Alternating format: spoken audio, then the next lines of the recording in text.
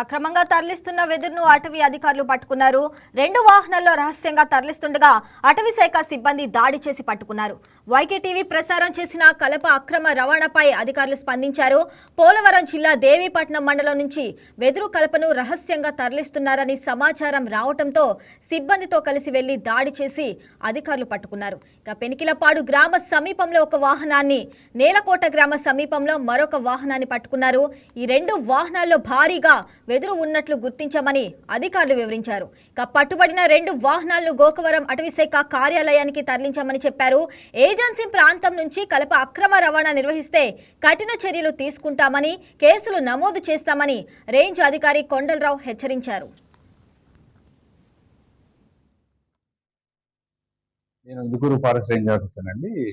గత 4-5 రోజుల నుంచి మా రేంజ్ పరిధిలో ఇలాగ అనుమతి లేని మారుజాతి కులను వెహికల్స్ మీద వెళ్తున్నారని చెప్పి సమాచారము మాకు వచ్చిన పిదప ప్రతి బీట్ లో నుంచి ప్రతి స్టాఫ్ అందరూ కూడా అలర్ట్ చేసి ఈ యొక్క స్పెషల్ రైడ్స్ ని డే అండ్ నైట్ కండక్ట్ చేయడం జరిగింది.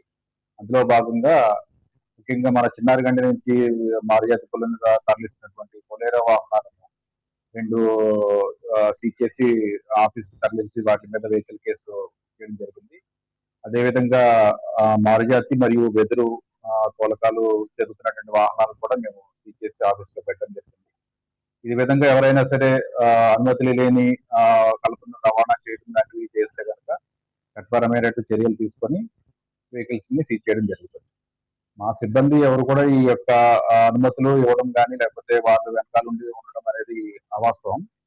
ఆ విధంగా ఎవరైనా జరిగినలాగా మేము శాఖాపరమైన చర్యలు తీసుకుంటాం.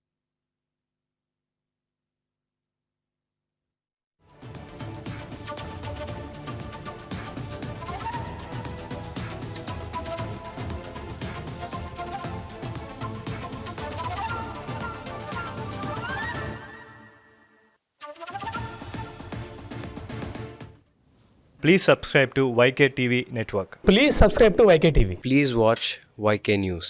Don't forget to subscribe YK News channel.